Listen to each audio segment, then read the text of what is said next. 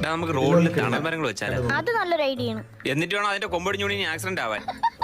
ഒന്നാമത്തെ കറണ്ട് ഇല്ല, ഇനി മരം വീണ് ലംഘമി പൊട്ടിച്ച് നടന്നോളാം. നമുക്ക് ഈ ചെറിയ കുട്ടികളെ ഫ്രീ ആയിട്ട് ടൂർ കൊണ്ടുപോയാലോ? അത് പൊളിക്കും. നീയാ പഠിക്കാനില്ല, ഇനി പഠിക്കുന്ന പിള്ളേരെ കൊണ്ടുപോയി ആക്സിഡന്റ് ആക്കി അവരെ കൂടെ കൊല്ലും. ടൂറ് പോലും. നമുക്ക് വൃദ്ധസ്ഥാനത്തിൽ ഒരു TV സ്പോൺസർ ചെയ്താലോ? അത് കിടില. ഇനി TV സീരിയൽ കണ്ടിട്ടാണ് അവർ തമ്മിലടിക്കാൻ.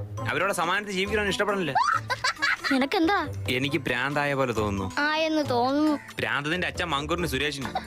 നീ അന്യനെ പോലെയാണ് സംസാരിക്കണത്. ഞാൻ നിനക്കിപ്പോ അന്യനായല്ലടാ. അതല്ല, നീ അന്യ സിനിമയിലെ വിക്രമായിരുന്നു. அந்த 5 കൊലയും நான் ஒண்ணும் பண்ணலே சார். பண்ணதே நான் தான். പിരിവിനുണ്ടേന്ന്. എന്താ പിരിവ്? എതുക്ക് പോണോ? ഇങ്ങനെന്നാ പ്രാന്താ. കുറച്ചേരായിട്ട് ഇങ്ങനെ. ഡാ ഓണപ്പരിപാടിയുടെ പിരിവിനുണ്ടേ, പൈസ വേണ്ടേ? இந்த மாதிரி நேரத்துல வீரங்கள் அடிக்கடி சொன்ன வார்த்தை என்ன தெரியுமா? தப்பாத்துக்கலாம். കമലാസന്റെ ബാധ കയറിയ അതിന് നോട്ടീസ് വിട്ടിരിക്കല്ലേ? ഒരു വാട്ടി മുടിവ് പണിട്ട്